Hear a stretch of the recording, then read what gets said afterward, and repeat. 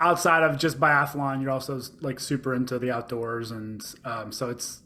Thank you for that introduction. It feels good to understand you at a deeper level, besides the sport. So um, maybe some more like athlete oriented questions. I have a question for you. Like as a current athlete in general, how are you approaching life beyond sports, like outside of your competition?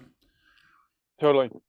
Um, I have really grown to appreciate, especially this past year, that you need to have a life outside of sport, and that it's really easy as an athlete to be 100% consumed with what you're doing, especially if you're trying to be at the highest level on the international stage. And I have found that I need to kind of find a flow in my life. And that means for me, literally, I love kayaking. I like to go down the river and kind of go with the flow. And that's a great reminder at the beginning of the training season, which for us, we train 11 months and train a race 11 months of the year. And so May is our beginning of training season. And it's also when all the rivers are running. So I've really enjoyed this spring getting a chance to get outside and be in the rivers as much as possible. I've also started a few masterclass areas, or learning about areas that I want to know about, that I want to use in all areas of my life. And that includes with skiing, such as adventure photography, or sports photography, but also for river trips or for things I want to do after ski racing. I studied engineering in college. And so getting back in touch with that, I decided to learn a little bit get back in touch with AutoCAD software and designing and building um, I studied mechanical and structural engineering. And so um, really just making sure that I'm not only thinking about skiing before I go to sleep and immediately when I wake up, and then every single minute in between. I love that. And so, like a follow-up question to that, how prepared do you feel like for that transition, if and when that comes? I know you're like in the middle of, you're arguably in your prime. You know, like you're competing really well. But like when that comes, how prepared do you feel like you are? Not that prepared, to be honest.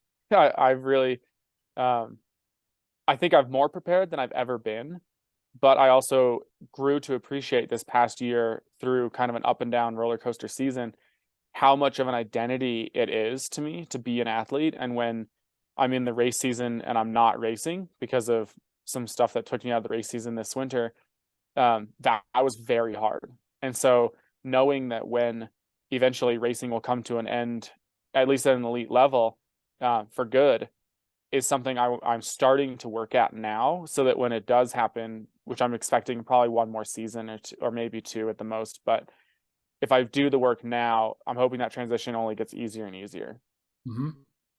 Love that. And then like maybe referring back to the program, like when you look at the 10-week experience you went through with Beyond Sports, like what was your biggest takeaway? Is there anything you actually practice in your everyday life now, or what have you taken away?